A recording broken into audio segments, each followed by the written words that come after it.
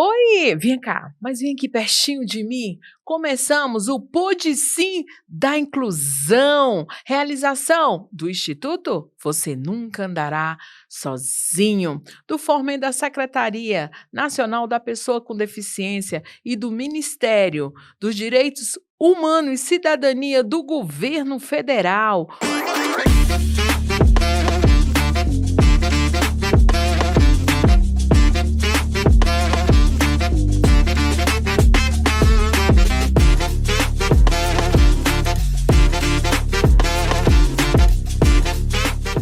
Vou fazer a minha autodescrição para as pessoas também que têm deficiência visual. Estou num local com uma mesa grande, com 2 microfones, o fundo é preto e tem muitas luzes, câmeras e computadores. E a minha autodescrição é: eu sou uma pessoa da cor parda, uso óculos, estou com uma blusa preta com listra branca. Eu sou a Eliane Nuvem, do Instituto Você Nunca Andará Sozinho. Gente, mas tá bom demais, porque para começar, para falar de inclusão, tem que ser de inclusão, porque nada para nós sem estar todos nós junto, porque incluir é validar uma pessoa com deficiência. E hoje o nosso primeiro, o primeiro programa vai começar, sabe com quem? Com ela, a nossa secretária. Vem mais para perto, porque ela está vindo fazendo um trabalho excelente. A nossa secretária Ana, que é uma pessoa bem legal. E para falar dela, tem que ser ela mesma. Como vai, Ana? É um prazer muito grande estar aqui com você no primeiro, hein? No primeiro programa do Pode Sim da Inclusão. Ai, Eliane, que alegria, que honra estar aqui com você e ter essa oportunidade, né, de inaugurar o Pode Sim da Inclusão. É um prazer imenso. Quer que eu me autodescreva? Sim. Eu sou uma mulher de meia idade, branca, de cabelo curto, escuro, na altura do ombro. Eu estou com uma roupa azul, um blazer azul marinho, uma blusa bege por baixo, uma calça azul marinho e uma cadeira de rodas vermelha. E sou uma mulher com deficiência, como, né, dá para notar. Estou aqui à sua frente e estou à disposição para a gente conversar e entreter aí o nosso público. Gente, a Ana tá fazendo um trabalho bem legal, né? Porque nós sabemos que é difícil incluir, não é verdade? E depois que a Ana foi para a secretaria, muitas políticas públicas, né, alcançou. Né? Então, a Ana vai falar um pouquinho dessa secretaria, o que está por vir também para o nosso público, porque é a gente que ganha. Quando ela está ali na frente, ela empurra para frente. A Ana é essa pessoa, sabe? Essa pessoa otimista, essa pessoa que vai, que luta, não é verdade? Que não se limita à cadeira de roda, porque nós entendemos que uma pessoa com deficiência, ela não se limita, não é verdade? Não é uma sentença. Porque hoje as pessoas muitas das vezes acham que a pessoa com deficiência é impotente, não é verdade, Ana? E é muito pelo contrário. Pode sim, não é verdade? Trabalhar, ser uma secretária, pode sim, não é isso, Ana? Uhum. É a força da nossa coletividade, né? É essa união de esforços que vai levar a gente adiante, né? A sociedade civil organizada, junto com os governos, né? Governo estadual, municipal, do Distrito Federal e o governo federal juntos.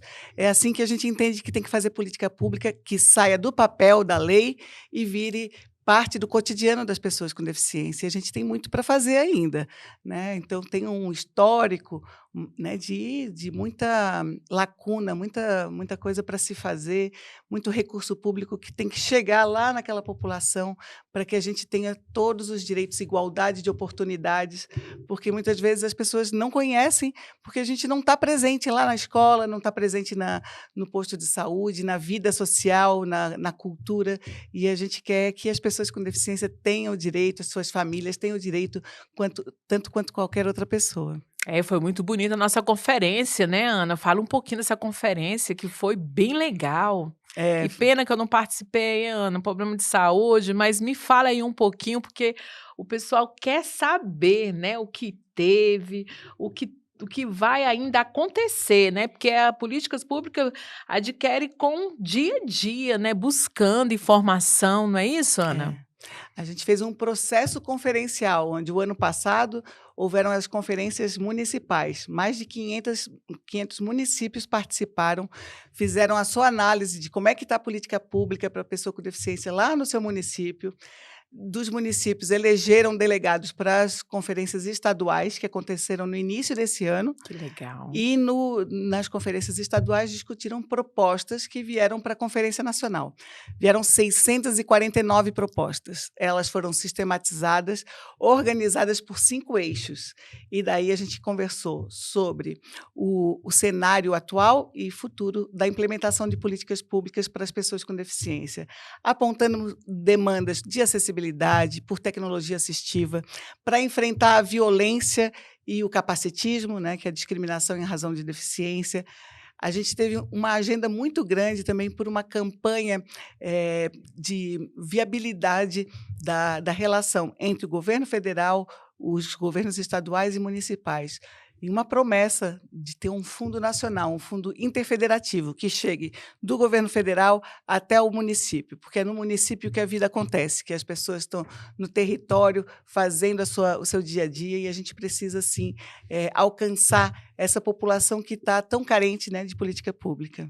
É verdade, Ana, é verdade. Gente, olha, a gente sabe que sempre o terceiro setor é o que mais sofre, né? Porque eu costumo dizer que quanto mais do terceiro setor, a deficiência pior é para chegar, não é verdade, Ana? É com o diálogo com o terceiro setor, né, com as organizações da sociedade civil, que a gente entende que vai conseguir alcançar as pessoas com deficiência, suas famílias, né. Então, é política pública efetiva e é também essa parceria, essa relação de parceria que é fundamental para que a gente consiga dar um salto qualitativo e que a pauta da deficiência seja uma pauta de reconhecimento para toda a coletividade. Porque quando a gente melhora a vida de quem tem deficiência, a gente melhora a vida de quem tem da família, né, e a cada 5 famílias no Brasil, uma tem pelo menos uma pessoa com deficiência.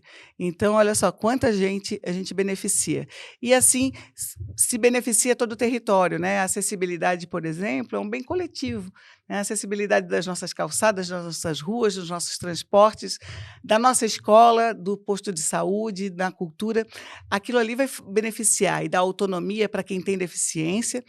Libera o que mais? As mães, os pais, né, que ficam acompanhando esses alunos, os professores, os profissionais, vão dar oportunidade para essa criança se desenvolver, para virar um adulto mais autônomo, com sua profissão, né. Então nesse giro, a gente alterar o ciclo de violência e invisibilidade da pessoa com deficiência, é que a gente entende que vai fazer a diferença. E aí tem o plano Viver Sem Limite, que a gente retomou o ano passado, né, o Que presidente Lula legal.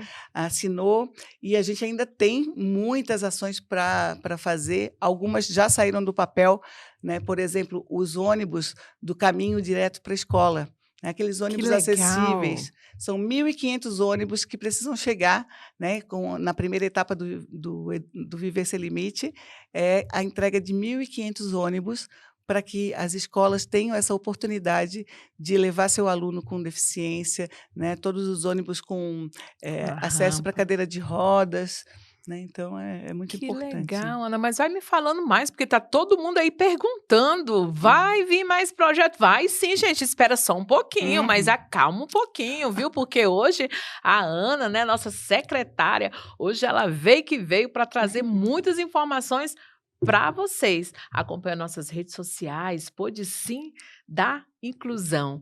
Mas Ana, mas vamos falar mais um pouquinho dos projetos aí da secretaria, né, que tem alcançado tantas pessoas com deficiência, né, porque as pessoas têm falado que como tem melhorado, né, como tem melhorado a qualidade das pessoas, porque, gente, olha, quando tá na frente uma pessoa que também é deficiente, é diferente. É ou não é, Ana? Eu acho que o que a gente quer é que tenha mais pessoas com deficiência à frente, trabalhando, mostrando para as nossas crianças com deficiência que, assim, é possível ter o seu dinheirinho, ter sua autonomia, a sua Verdade, casa, Ana. né, não ficar dependendo eternamente dos pais. Claro que cada caso é um caso e a gente tem que dar, né, a oportunidade para todo mundo. Agora tem muita demanda ainda, né, por residência inclusiva, as pessoas com deficiência estão vivendo cada vez mais e a gente precisa cada vez mais de residência, de centro-dia, né, Isso é op importante, Ana. reabilitação, né, os centros de reabilitação estão sendo reconstruídos, centros de reabilitação 4, né, centros, que integram também as pessoas com deficiência física, sensorial, intelectual e psicossocial. Então a gente tem ainda muito trabalho pela frente, acredito que a gente está num caminho onde a gente não pode voltar atrás, né, de resgate dessa dignidade da pessoa com deficiência. Já foi o tempo que as pessoas tinham vergonha de dizer que tinham um parente com deficiência, não é verdade? Ah, é verdade, Ana. O preconceito, né, a pessoa acredita que é uma sentença, mas não é uma sentença, né, a deficiência não é uma sentença de que vai parar ali a vida da pessoa, né. É, se a gente tiver os meios, né, os caminhos para que participe da sociedade, tudo bem. Agora a gente ainda tem gente com deficiência que está encarcerado em casa por falta de uma cadeira de rodas, por falta, né, de uma acessibilidade na sua calçada, já não sai de casa, né. E aí a gente precisa entender o quanto é fundamental a gente ter, uma cidade pronta para todas as pessoas. E assim, quando a gente tem acessibilidade, a gente também evita que outras pessoas se machuquem, que outras pessoas se tornem também pessoas com deficiência. Então a gente também atua na secretaria difundindo a acessibilidade como um bem coletivo, como uma maneira da gente evitar outras deficiências, né. Então a gente tem uma população brasileira que está envelhecendo, daqui a 30 anos vamos ser muito mais pessoas idosas no Brasil do que pessoas jovens. E a gente precisa dessa condição, né, de acessibilidade, de respeito pela diversidade humana. É verdade, Ana. E a Ana falou, gente, também ali na conferência, teve 4 e são 6 eixos, não é isso? 5 eixos. 5 eixos. A Ana vai explicar, pelo menos assim, por grande, assim, né. O primeiro, Ana, você falou que é Sobre participação social, né, e controle fale um social. pouquinho. A gente viu que, tivemos 500 municípios que fizeram suas conferências municipais, mas nós somos quantos municípios nesse nosso Brasil? Muitos, Ana, Mais de 6.000, muito. né. Então a gente precisa ampliar, ter mais conselhos de direito. Todo município tem direito a ter o seu conselho dos direitos da pessoa com deficiência. Assim, ele dá visibilidade, dá oportunidade das pessoas com deficiência, seus familiares, as suas organizações, de cobrar lá do prefeito, cobrar da Secretaria de Educação, de Saúde, poder fazer esse controle social, porque a gente acredita mesmo que para fazer política pública de direitos humanos tem que ser com participação social, com a criticidade de quem entende o que é o dia a dia de uma pessoa com deficiência. E daí precisa apontar, porque às vezes os gestores públicos não têm ainda a capacidade de entender quais são as nossas demandas, não é verdade? Verdade, Ana. Gente, olha, a Ana está explicando, mas explicando bem de pertinho para você. E tem muita gente aí mandando recadinho, viu, Ana? Curtindo, mandando um abraço. Isso é a nossa secretária. Ana, e o segundo eixo? O pessoal diz que está gostando lá das informação. É, agora é aquele assunto mais difícil, que é o da violência. É, Infelizmente, a violência ainda é muito presente, a violação de direito é muito presente. Então, no nosso ministério tem o Disque 100. Então, toda a população deve saber que se tem violação de direitos humanos, se tem violência, a gente tem o dever de denunciar. E uma das formas de denunciar é ligar para o Disque 100 e informar o que está acontecendo com o seu vizinho, com o seu parente, né, o que está acontecendo, se tem alguma violação de direito. E no Disque 100, comparando os resultados de 2022 para 2023, teve um aumento de 150% das denúncias. Mais pessoas estão denunciando, não quer dizer que tem mais violência, mas mais pessoas estão denunciando e a gente quer acabar com a impunidade, porque a impunidade, deixar naturalizar as violências e a violação de direitos humanos é uma forma de manter esse estado de coisas. Hoje é seu amiguinho, amanhã pode ser você, não é verdade? É E a gente não pode triste. aceitar isso. Então, a gente tem que denunciar. Com o Disque 100, a gente entrega para a delegacia, ou se é com uma criança, adolescente, a gente vai para o Conselho Tutelar, coloca todos os órgãos, né, que têm o dever de fazer a segurança pública para reparar esse erro, esse problema, essa violação de direito ou a violência. Então, o segundo eixo foi sobre isso.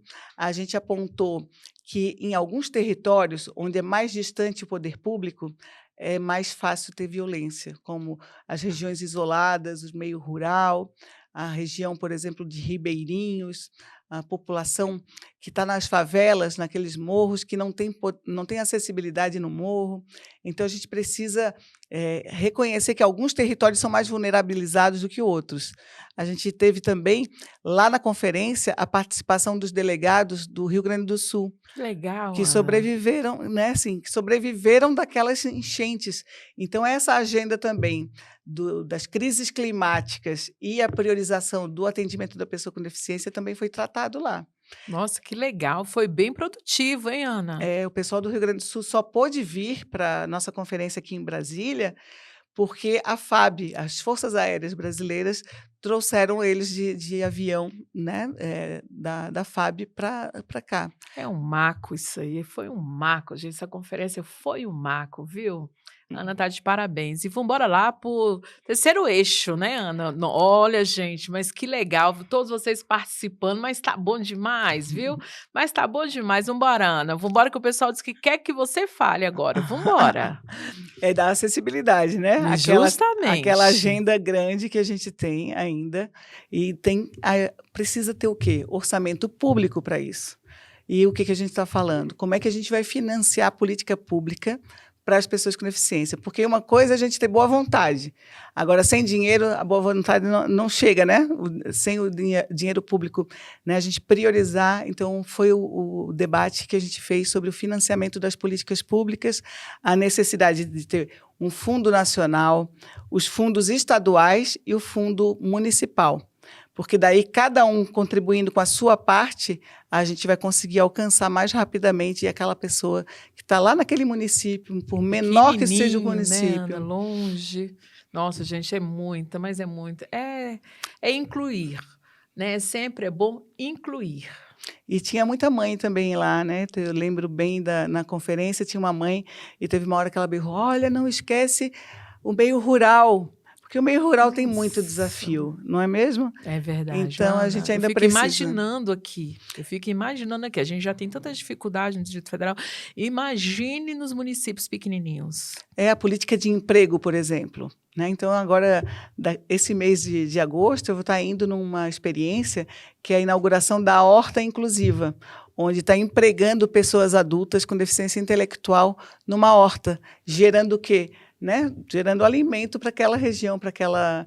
Então, a gente tem como incluir as pessoas com deficiência em todo o território nacional. E é só a gente construir essas políticas públicas. Então, é muito interessante, mas, ao mesmo tempo, um desafio muito grande, porque os gestores públicos, em geral, eles dizem assim: mas como é que eu vou fazer isso? Não convive com pessoa com deficiência, né? Acredita que a gente não é capaz de fazer, e a gente prova e quanto a gente pega a oportunidade, a gente vai para frente, não é Com mesmo? certeza, e vai para frente. E por isso nós temos a nossa secretária cadeirante, né, tá ali na frente da pasta da Secretaria Nacional da Pessoa com Direitos da Pessoa com Deficiência, então é muito importante isso. Mas eu sei, gente, olha, eu vou deixar a Ana falar, porque o pessoal tá querendo que a Ana fala, gente. Calma, só mais um pouquinho, só mais um pouquinho. Mandou um beijo para você, o pessoal do Instituto Você Nunca Andará Sozinho. Ana, mas vamos Beijo falar aí. agora sobre o terceiro eixo, né? O Você terceiro eu já falou. falei, agora é o Agora vamos para o quarto. quarto. Olha, a conversa tá tão boa, mas tá tão boa que nós já estamos já no quarto. Olha lá, estamos no quarto. O quarto, deixa eu tentar lembrar aqui. O quarto, a gente conversou muito também sobre o protagonismo político. Então, Que é difícil, né? esse ano tem eleições municipais, né? E tem muita gente que quer falar sobre a gente, mas não conhece a gente.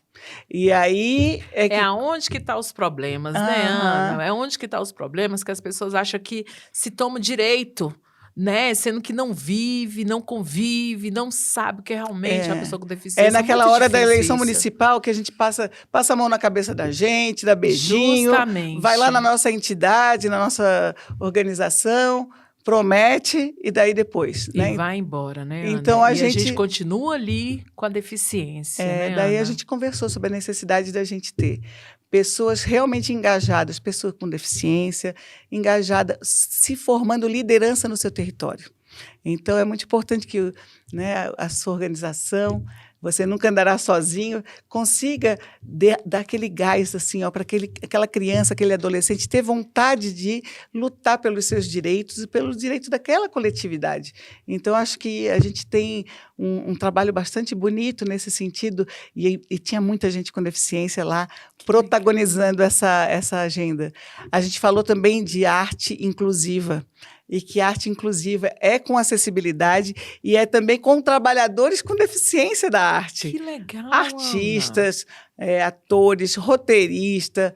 A gente tem aí uma gama de oportunidades de criar, também incentivar a regulamentação de profissões fundamentais para a gente, como de intérprete de Libras, Que o de legal. audiodescritor, né, dos intérpretes culturais, todos os profissionais que precisam entender da pauta da deficiência, porque todas as políticas públicas, a gente diz o seguinte: lugar de pessoa com deficiência é em todo lugar, é onde ela quiser estar. Justamente. Justamente. Agora vamos para qual eixo, Ana? Que a Ana está ali acompanhando, gente. Segue lá nas nossas redes sociais, viu, gente? Porque tá bom demais. Porque falar de incluir é sempre muito bom. Não é verdade? Porque a deficiência não nos define. O que define é a nossa vontade de crer, de acreditar que vai dar certo. Não é verdade, Ana? Mas agora nós vamos para qual eixo? É uma que tem tudo a ver com pode sim. Eita, mas vem cá, gente, mas vem cá, porque tá quentinho aqui no coração, ó, no coração. Vamos lá, vamos deixar a secretária falar um pouquinho? É da comunicação, né? Da comunicação então é universal. bom demais, vamos Porque embora, Ana. o direito precisa que a gente conheça os direitos da gente, precisa que a gente se comunique de forma acessível para todo mundo. E daí tem quem se comunica em Libras, tem que se comunica, né, com comunicação alternativa, né, alternativa. A gente tem aí muitas demandas por acessibilidade na comunicação. Às vezes a linguagem está tão difícil, né, um burocratês, uso de termo jurídico muito pesado que a pessoa não consegue exercer o seu direito porque não entendeu o que está escrito naquela explicação, não é mesmo? Entendi. Daí a gente precisa do quê? De linguagem simples. Então, implementar a comunicação universal também foi colocado, né, é o quinto eixo, é também sobre a construção de campanhas anticapacitistas, né? Daí esse nome bem feio, mas anti é de negação. É forte. De negação do capacitismo, né? Capacitismo do subestimar a nossa capacidade. Uhum. Então, a gente teve então esse quinto eixo. Como é que a gente vai gerar uma cultura da acessibilidade, uma cultura da participação plena, sem aquele preconceito, né? Que é O horrível, estigma. gente, preconceito horrível.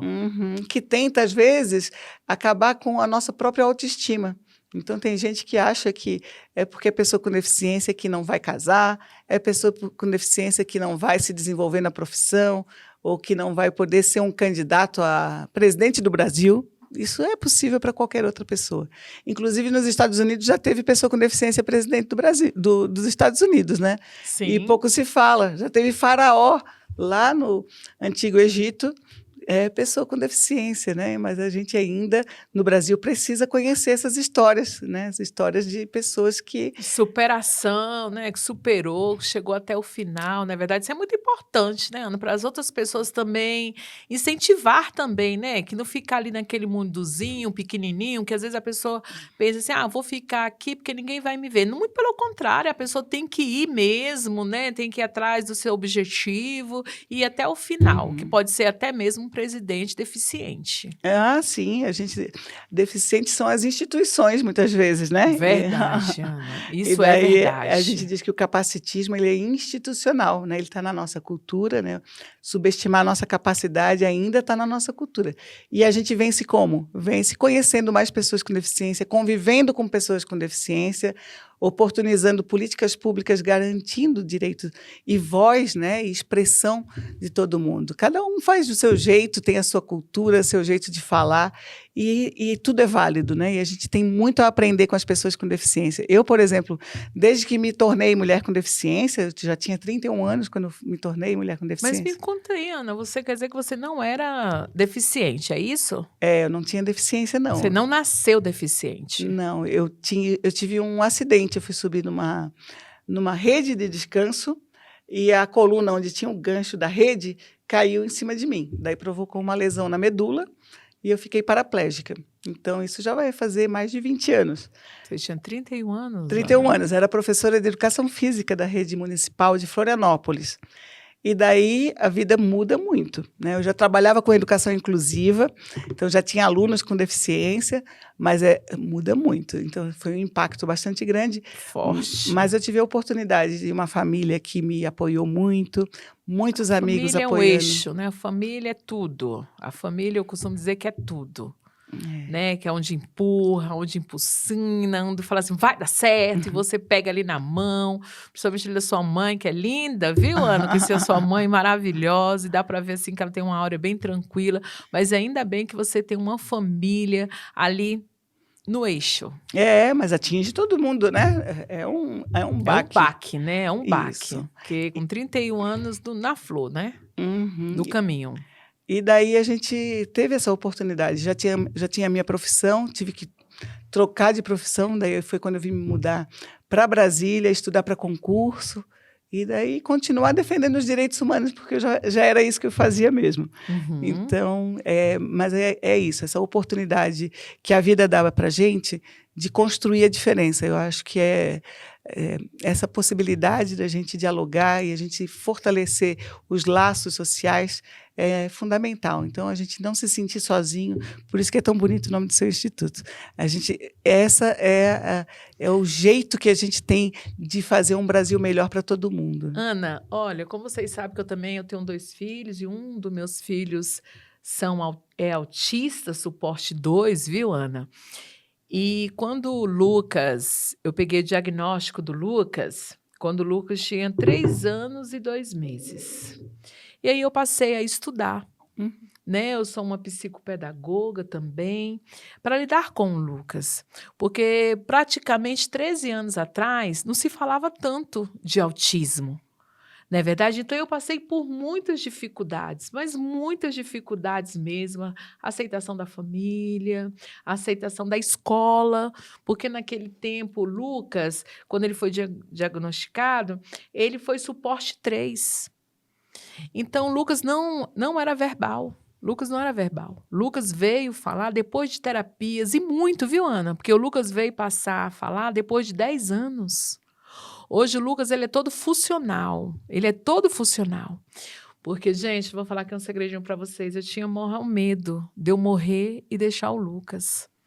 Porque como é o medo de todas as mães que têm um filho com deficiência, né? E nisso, Ana, eu não priorizei para que ele possa ser alfabetizado naquele momento, porque ele não sentava, ele não obedecia o comando.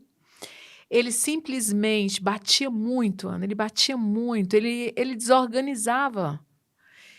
E aí eu encontrei com um neurologista e ele falou para mim assim, bem senhorinho, ele falou assim, Eliane, coloca ele funcional, coloca ele para escovar o dente, para ele vestir a roupa dele, para ele comer sozinho. E hoje Lucas é um karateca, sabia, Ana? Hoje ele luta nos campeonatos de karatê, ele foi para Goiânia e ele lutou como um herói mesmo, sem ser na categoria do autismo. O Lucas foi lá e lutou e fez o kata dele, lógico, as suas limitações, mas ele alcançou e foi, ele me superou, porque tinha muita gente, e ele se desorganiza quando ele vê muita gente, né, por causa do barulho, mas não, ele foi um leão, eu costumo dizer que ele foi um leão, que ele foi até o final, pegou a medalha dele, e ele fica lá, coloca no quartinho e fala assim, olha, eu sou um campeão. Eu falei, isso, filho, você é um campeão. Então, hoje, o Lucas é suporte 2, mas hoje o Lucas senta, o Lucas comunica, o Lucas faz tudo sozinho, sabe? Então, isso para uma mãe que tem um filho com deficiência, isso é um ganho e grande, não é verdade, Ana? Incrível, né? Então, É, com o suporte que ele teve da família, também da escola, da reabilitação, né, eu acredito que foi uma série de elementos que ajudou o Lucas a chegar a ser esse karateca, essa pessoa feliz, né. pois é, Ana, porque olha, naquele tempo lá ainda também, 13 anos atrás, não se falava muito de rede de apoio, né. Hoje eu falo que as instituições, ela deu portas abertas para muitas pessoas ali do terceiro setor. E eu me senti sozinho naquele momento ali. E aí eu falei: "Gente", eu olhava para o meu filho, toda vez que eu levava ele para a escola, meia hora eu já me ligava: "Pode vir buscar o Lucas, pode vir buscar o Lucas, pode vir buscar o Lucas", e aquele Nossa. busca, busca, busca. Eu falei: "Agora como vai ser a vida do Lucas?". E ele totalmente desorganizado, Ana, e aí eu coloquei aquilo no meu coração: "Você nunca andará sozinho". E aí eu abri o instituto para apoiar essas mães, porque 80% de dentro daquele instituto, Ana, são mães solos, sabe, vive de BPC.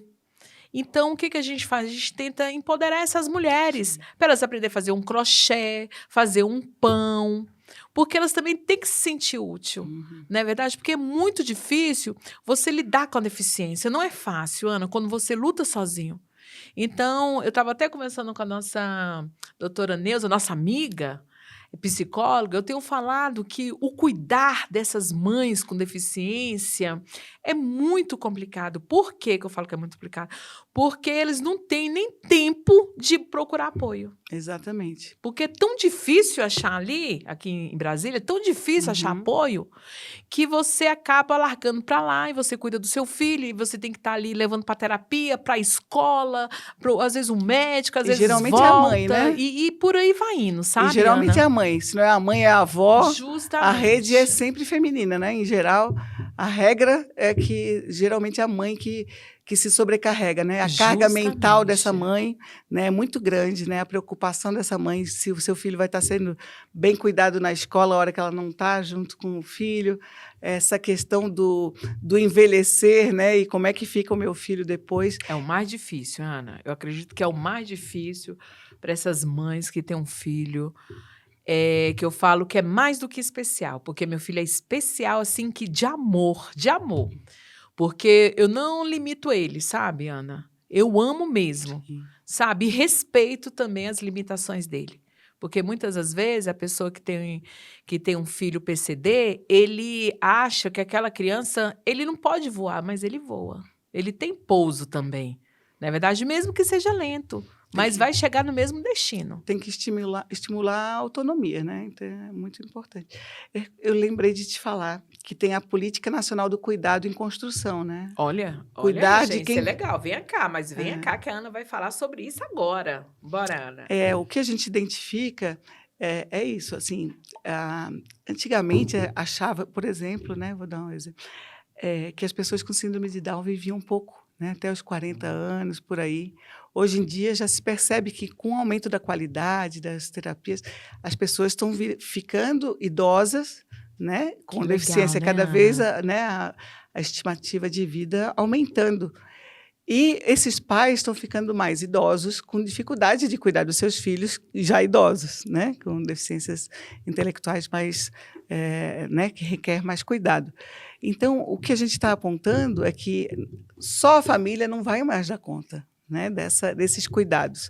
E quando é só a família, às vezes é só a mãe, a carga mental dessa mãe, que muitas vezes tem que largar a sua profissão, tem que, eh, deixa de ter a sua individualidade para viver só a vida do seu filho, né, é uma carga É muito forte, né? pesada, né, e inclusive, né, casamentos que se esvaem, né, por conta de achar que agora uma tragédia se abateu sobre essa vida da família.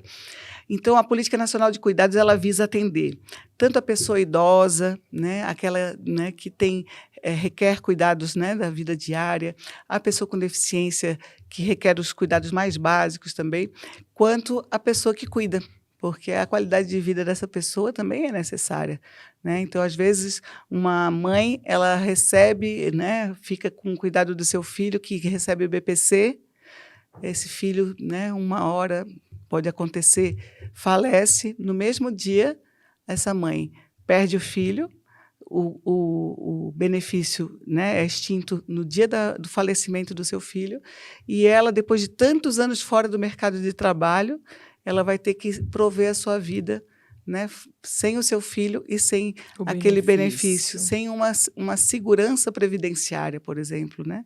Então, são questões que estão abatendo, estão nos preocupando, né, para que a gente tenha uma sociedade que entende que precisa cuidar de quem cuida.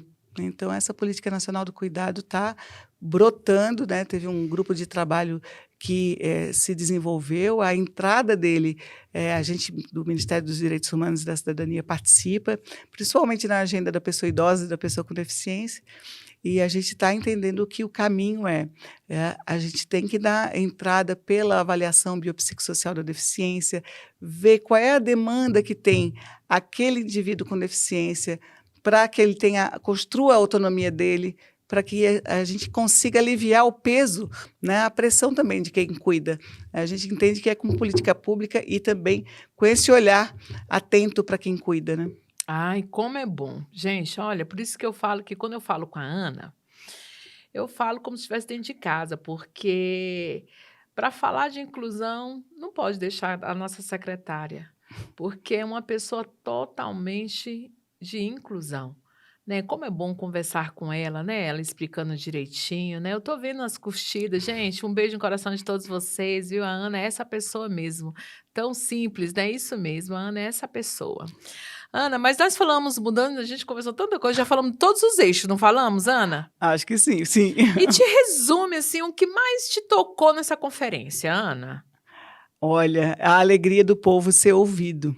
Então, tinha Ó, muita que gente. coisa boa. Foi, eu conversei com tanta gente, tanta gente. Que legal, Ana. Eu É, vi as fotos, gente, foi tudo muita alegria também, né? Porque mesmo que tem tantas lutas, mas também tem esse carinho especial, né, Ana? Um uhum, pelas pessoas, olhar no olho a olho. Então, isso é muito importante, não é verdade? Ser ouvido, igual você falou, né, Ana? É muito é. importante, Para né? muitas pessoas era um sonho, né, sair lá do seu interior, da sua casa, né, às vezes pegar barco, pegar avião, nunca ter pego um avião na vida, chegar na capital do país, não é qualquer coisa, e ser bem atendido, né. Então as pessoas se sentiram bem cuidadas, né.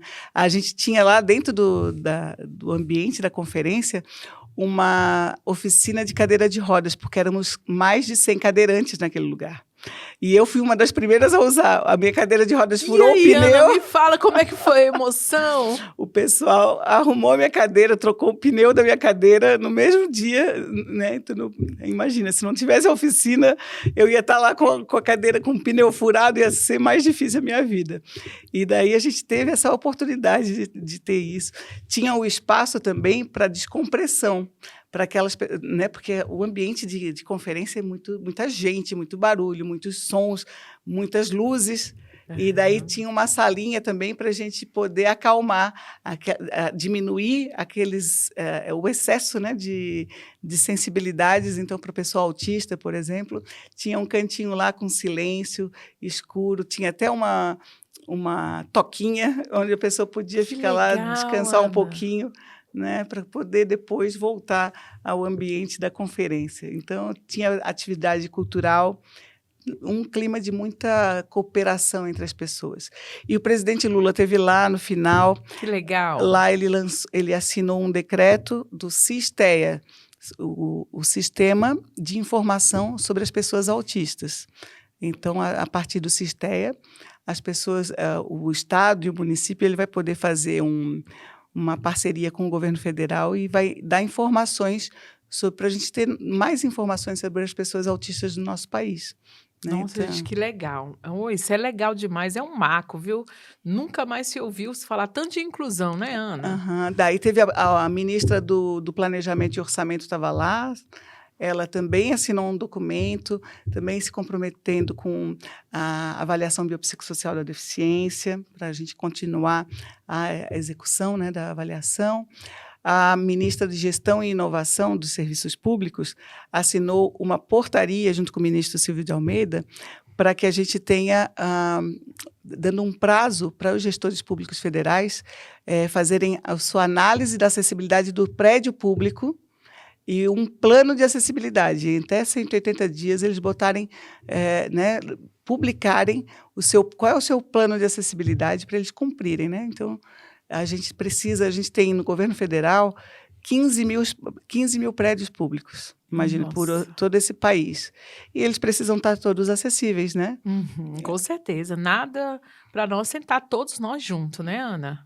Mas não é uma realidade ainda, é algo que Que está precisa se sendo efetivar. construído, né, Ana? Uhum. Está sendo construído. Mas, Ana, a gente tem falado muito, né, dessas políticas públicas, né, e eu estou vendo que a Ana, depois que assumiu, tem feito muitas coisas, muitas ações, né, Ana? Muitas ações, não tem parado a Ana. Tenho falado para a Ana, eu falei: "Olha, nem quando a Ana estava doente, eu falei: ela não para, ela não para". Tudo pelo amor da inclusão, gente. Tudo amor pela inclusão. Porque se você vai ver toda vez essa conferência foi um marco essa conferência. Tantas pessoas que participaram, né, minhas colegas foram e falou: "Eliane, foi lindo, a Cleo foi todo mundo", e falou: "Eliane, a Ana está de parabéns, foi muito legal, conhecemos muitas pessoas também legais". Então é isso, a inclusão é todos nós juntos, não é verdade, É. Ana?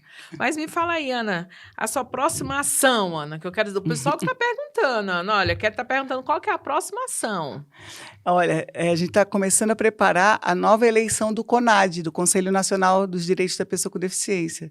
Então, ano que vem tem eleição, e esse ano a gente está organizando já É muita o coisa, próximo né, Ana? CONAD, né? Então, o Conselho Nacional é aquele órgão que olha para o Brasil, né? Então, metade do CONAD é composto por representantes do governo federal e a outra metade por organizações da sociedade civil que têm uma atuação nacional. Então, a gente tem hoje lá a ONCB, Organização Nacional de Cegos do Brasil, a FENES, a FENAPESTALOSE, a Muita coisa. FEAPAI, né? Então, né, agregando os esforços, né, a OAB. Então, são entidades que ajudam conferem como é que está a política pública. E daí tem os representantes do governo, né? E daí a gente tem ainda muito envolvimento do Ministério da Saúde, do Turismo, do Trabalho e Emprego. A gente tem ainda essa perspectiva. Esse ano é um ano também de dar continuidade àqueles projetos sociais que já estão acontecendo, a campanha Combata o Capacitismo, né, continuar em andamento junto com o Ministério da Saúde, a Escola Nacional de Saúde Pública. Esse ano já vai começar o Programa Nacional de Formação de Lideranças. Nossa, que legal, Ana. Me explica aí um pouquinho. A gente quer que mais pessoas, mais lideranças da sociedade civil tenham conhecimento de como é que se faz política pública no Brasil, como é que se planeja um orçamento, como é que se disputa um recurso público, por exemplo, como é que funciona um conselho de direito para poder, né, com conhecimento, se empoderar e fazer no seu município, fazer no seu ambiente, né, no seu trabalho. Que legal, Ana. Então é muitas ações, né, gente? Agora tem muitas, mas muitas ações mesmo, né? Ô, Ana, mas me fala isso, já tem 2 anos que está na secretaria, não é isso, Ana? 1 ano e meio, 1 ano e Ó, meio. 1 ano e meio? E como chegou até lá, Ana? Você teve quando você foi convidada, né, para ser a secretária, você pensou em várias coisas, não pensou, Ana? Eu Passou na sua cabeça várias ações, não passou? Aham, a gente tem muita disposição para assim, a oportunidade de fazer e é muito grande, assim, agora com muitas limitações, né. Claro. A gente chegou com um ministério que estava com poucos funcionários, né, então a gente teve que primeiro agregar mais funcionários de pouco a pouco. Agora vai ter concurso público unificado, então, estamos esperando, né, a vinda de novos servidores públicos.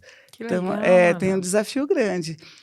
Através das emendas parlamentares, a gente foi agregando mais orçamento público, que também ainda é muito pequeno para aquilo que a gente, né, gostaria de fazer, para tudo que a gente gostaria de fazer, mas a gente tem aí as parcerias com as universidades federais, com o Instituto Federal, com outros né, parceiros que vão fortalecendo essa agenda, que é uma agenda grande, né, para a gente dar continuidade. Ô, Ana, mas me fala um pouquinho sobre o seu maior desafio de hoje, que desse tempo todo da caminhada, tem um dia assim que você pensou assim: "Meu Deus, eu sobrevivi". Tem um dia que marcou, não tem esse dia? Porque a gente tem um dia, a gente tem vários dias, mas tem um dia que é um desafio da gente, não é verdade? Porque eu praticamente eu tive esse maior desafio quando eu peguei o laudo do meu filho, porque foi assim um desafio para mim. Sabe, como lidar, como vai ser, como ele vai crescer. Então, assim, foi um desafio muito grande Foi um susto, isso. né? Foi um susto, porque assim, eu passei a gravidez excelente. Eu só vim perceber que ele era autista quando eu levei para a escolinha. Porque, quanto isso, o Lucas não me dava trabalho nenhum na questão assim de sensorial, ele não desorganizava, porque só estava ali no ambiente dele. Então ele já estava acostumado naquele ambiente. Aí quando ele passou, sair para a escolinha, foi que eu fui ver o desafio que ele tinha que ter pela frente. Então foi um desafio difícil. E de você, Ana? Para mim foi o início. No início da gestão, a gente sabia que era difícil. Mas era um desafio muito grande mesmo, assim, quando a gente viu, né, um orçamento limitado, quando a gente viu, poucos trabalhadores na secretaria, então realmente o início foi a parte mais difícil, porque há uma grande expectativa em torno da gente, né, então as Muitos pessoas sonhos, né, Ana? Muitos sonhos. eu venho eu sou de organização da sociedade civil, né, então, as pessoas que são da organização, né, então, a gente tem muitos conhecidos, né, meu celular, por exemplo, já deve ter uns 5.000 contatos. Ah, Então já não aguenta a memória. eu digo exato, eu digo que é o controle social no meu ouvido, né, então, vem muita demanda e às vezes, né, a gente não consegue responder a tanta espera, tanta procura, né, porque realmente tem né, eu digo que é uma represa de questões, né, estava represada muita coisas que não funcionam há muitos anos, né, que precisa começar a funcionar, então os primeiros meses foram os mais difíceis para mim. Agora está mais tranquilo, né, Ana? Agora a gente entende que, a gente vai, né, tá dando, o suporte necessário para dar continuidade ao trabalho, né, e quanto maior essa coletividade, por isso que a conferência foi um auge, né, de Foi oportunidade, um né. marco, eu achei que foi um marco, eu nunca vi uma coisa daquela assim, tão assim, envolvente, né, porque você envolveu todo mundo, do pequeno ao grande, todo mundo se envolveu, então eu acho que é isso que faz a política pública a mais dar certo e desenvolver também, não é verdade? Porque eu falo que é nessas conferências que vai nascendo ideias, né, e vai juntando, e vamos costurando, e vamos fazendo, e vai arrumando, e vai chegar um dia certo. Eu costumo dizer que a luta ela é constante, É, né, a gente todos os resolve um negocinho dias. aqui, Aí ali vai a gente resolver já vai ver ali. o outro. Vai, vem para cá, vem para ali. A gente toda hora é um caminho, né, Ana? Aham. E E esse caminho a gente vai fazendo juntos, né, porque sozinho fica pesado. gente, vai estar sendo bom esse bate-papo com a Ana, sabe? Porque é uma pessoa bem amável, a Ana. Mas, Ana, deixa eu te falar aqui uma coisa. A gente sabe dessas dificuldades do autismo, né? Vamos lá para o autismo, que eu falo muito do autismo devido eu viver com uma pessoa com deficiência, com autismo, né? A gente vê que ainda tem muito a construir. Né, o meu filho está no ensino médio, Ana, e eu tenho falado que quando chega no ensino médio parece que parou a inclusão, parece assim, curou o autismo, não tem mais autista ali no ensino médio. Né, então é bem preocupante isso, porque ali nessa fase do adolescente, o meu filho falou para mim assim: eu sou diferente. Aí eu falei: sim, você é diferente, porque você é especial, lindo da mamãe. E eu converso com ele para a autoestima dele crescer, mas ele percebe que as pessoas têm um olhar, sabe, de exclusão, um olhar de não chegar perto, achando que aquilo ali é uma doença, que é contagioso, que quantas vezes que eu tenho que ir na escola, sabe, Ana? Esse ano mesmo foi um momento muito difícil para mim, que olha que eu sou uma pessoa que estou ali na frente, na luta, né, do segmento, aquela coisa toda. E teve uma apresentação e ele não participou da apresentação. E aquilo ali doeu muito no meu coração. No outro dia eu fui para a escola e falei: olha, se você vai fazer uma apresentação na escola, a pessoa com deficiência, ela tem que estar presente. Ela tem que participar. Porque se você faz uma apresentação que não tem pessoa com deficiência, para mim não é inclusão. Só olhar, você está querendo dizer que ele é incapaz. E ele consegue. Aí depois de tantas lutas, aí fizeram uma apresentação e ele apresentou excelente, logicamente das limitações dele. Mas é necessário que essas pessoas participem. Não esconda o seu filho de participar, ele tem que participar da escola, ele tem que participar da faculdade, dos cursos, não é verdade? Não é importante isso. Exato. E daí a gente vê o quanto a gente precisa capacitar as pessoas, né, formar pessoas que entendam o que é inclusão. Né? Então, porque a inclusão não é importante só para o seu filho, né? É para quem não tem deficiência também, que tem muito a aprender com o seu filho.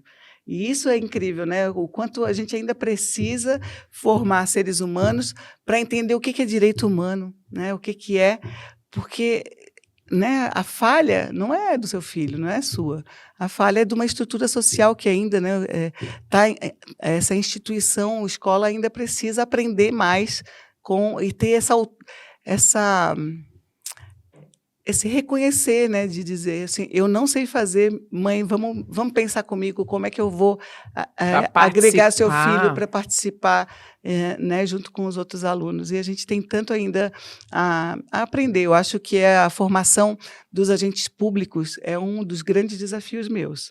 Eu digo que muito do nosso trabalho ele é político-pedagógico, né, de projeto político-pedagógico, né, das escolas, de explicar o que é deficiência, não é só o impedimento que está no nosso corpo, que pode ser de natureza física, ou sensorial, ou psicossocial, mas é esse impedimento em contato com aquelas barreiras que são feitas pela sociedade, que é o preconceito, que são essas barreiras. O que dói na gente é o preconceito, não é eu não poder andar. Me dói as pessoas olharem para mim e me oferecer uma esmola, sendo que eu trabalho, né? Justamente, é Me como se fosse dói a pessoa, impotente. me dói a pessoa achar, mas por que você trabalha? Você pode estar aposentada. Meu Deus, mas se eu estou trabalhando é porque eu quero, né? Porque eu Com tenho como trabalhar, certeza. entendeu? Uhum. Então, assim, não dá valor, né? Ou considerar a gente menos humano do que outros. Dá um E de coitadinho, né, Ana? é Isso é isso que tão dói. ruim, isso é É. tão ruim, Ana. É uma sensação horrível que eu sinto com meu filho. E o seu filho, né? Desde criança ele deve ter sentido isso, né? Não, com certeza. Então, quantos dos nossos filhos, né, das pessoas com deficiência, que nasceram com deficiência, elas acabam internalizando isso de que ela vale menos, né? Porque mexer nessa autoestima da gente, isso para mim, o mais grave. E é isso que a gente tem que alterar. Então, transformar a nossa cultura, ter uma cultura de valorização da Isso é diferença. importante. É isso que a gente entende. E daí, por isso, tão importante o investimento na cultura. Né? Então, a gente também vê que o Ministério da Cultura tem um trabalho muito bom para se fazer ainda, Que legal. investindo em cultura, tanto com acessibilidade, quanto trazendo artistas com deficiência, trazendo conteúdos que sejam aqueles conteúdos que tirem esse estigma, né, do preconceito, Do bullying, de né, quando Ana? mostra uma pessoa com deficiência, mostra aquele coitadinho que está lá na cama, que não fala, que não vê. Não, gente, tem todo tipo de deficiência e todo tipo de formas e jeitos de ser e de estar no mundo, né? E reconhecer que a gente com deficiência não quer falar só sobre deficiência, a gente pode falar sobre tudo quanto é assunto, né? E ser bom em tudo, né? Ana, você fala de todos os assuntos, aí agora eu lembrei que o sonho dele, ele fala, olha, eu vou ter muitos namorados. Eu falo, não, Lucas, só uma, Lucas. Porque ele vê o contexto ali, e aí ele vê o assunto da conversa, sabe? Então, assim, eu me sinto assim, eu não sei se é um novo desafio essa fase do ensino médio do Lucas, e tem também me alcançado bastante. Quando eu termino o ensino médio, para onde que esses meninos vão?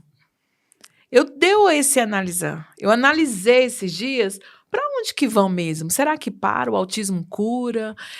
Parou por ali? Como é que é Muitos isso? estão chegando na universidade, né? Pois é, Ana, eu estou muito feliz com isso, sabe? Tem a Luciana Medina, que o filho dela é daqui da UNB, E ele tem falado, sabe, dessa importância de empoderar essas pessoas com autismo e com qualquer outra deficiência, porque todos nós podemos se tornar uma pessoa deficiente, igual você se tornou uma pessoa com deficiência adulta, não é verdade, Ana?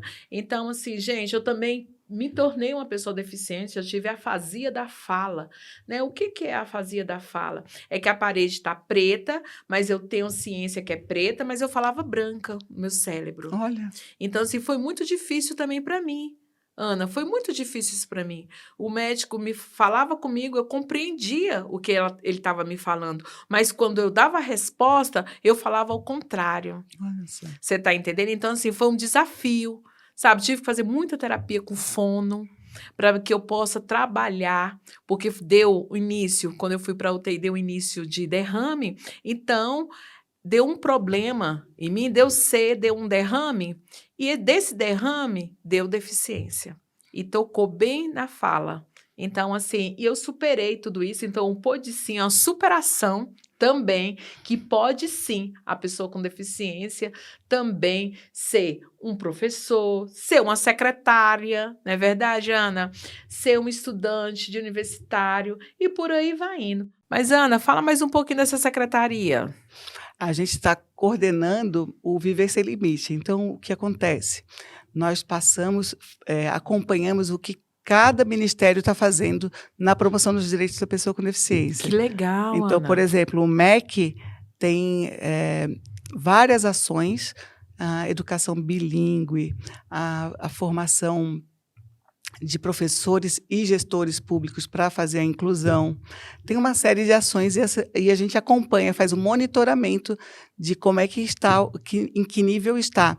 Por exemplo, tem uma ação que é disponibilizar 95.000 tecnologias assistivas de comunicação para os estudantes, por exemplo, ter tablet com comunicação Nossa, é alternativa. legal, Ana. Isso é bem Então, legal, viu? daí a gente vai acompanhando, né, e também a gente tem um portal do Novo Viver Sem Limite, novoviversemlimite.mdh.gov.br. Lá a gente posta tudo aquilo que está acontecendo do Plano Viver Sem Limite. A gente está na fase de fazer uma adesão dos governos estaduais. Então, já tem cinco governos que assinaram a sua adesão ao Plano Viver Sem Limite. Então, o governador se compromete com outras ações complementares às ações do Viver Sem Limite do governo federal. Então, a gente vai lá no Estado, o Estado tem que dizer que ações vai fazer, construir o seu plano estadual de promoção dos direitos da pessoa com deficiência, e ele assina esse termo de adesão, se comprometendo também em ter uma estrutura dentro do governo do Estado que dê o suporte para acontecer aquelas ações. E daí ele vai prestar contas para a gente daquilo que ele vai fazendo. Então, a gente, assim, Nossa. vai estabelecendo essa relação. Gente, mas foi bom demais esse bate-papo com a Ana. Olha, eu vou bater palmas, porque todo mundo está batendo palminhas. Eu vou bater palmas para todos vocês e falar assim que foi um prazer, mas eu vou deixar aí com a reta final com a Ana, que hoje foi assim, foi top esse início do Pôde Sim da inclusão. Muitas curtidas, muito obrigado pela parceria de estar junto com a Ana, da Secretaria dos Direitos e da Pessoa com Deficiência, né? Ela vai se apresentar no final agora, que ela vai dar as últimas palavras do Pode Sim da inclusão. Vamos lá, Ana, dar uma palavrinha final para os seus ouvintes, para as pessoas que curtiram, mandaram muito beijo, muitas palminhas para você e falar que continua na caminhada, que a caminhada tá certa. Olha, Ana, forte, hein? Olha, então fica o convite para acompanhar a próxima reunião do Conselho Nacional dos Direitos da Pessoa com Deficiência. Vai acontecer de 16 a 18 de setembro, e todas as reuniões do CONAD, do Conselho, elas são transmitidas ao vivo pelo YouTube do Ministério dos Direitos Humanos e da Cidadania. Então, a pessoa pode ir lá assistir, acompanhar, comentar. A gente também tem o conad@mdh.gov.br para se comunicar com o Conselho, denunciar. usem o Disque 100 para também, garantir, né, acabar com a violação de direitos da pessoa com deficiência. A gente tem muitas ações ainda, formação de, conselheiros tutelares para que eles possam atender adequadamente a criança ou adolescente com deficiência. A gente tem ainda um trabalho muito grande, a gente sabe o tamanho do desafio que é, porque esse Brasil da gente é muito grande, mas é conjunto, é com a coletividade que a gente vai dar esse salto qualitativo e construir o Brasil verdadeiramente democrático e inclusivo para todas as pessoas. E é isso. A Ana, nossa secretária queridinha, não é verdade? Que é bem amada pelas pessoas, né, com deficiência. Então, muito obrigado. Espero você no próximo programa do Pode Sim, da Inclusão.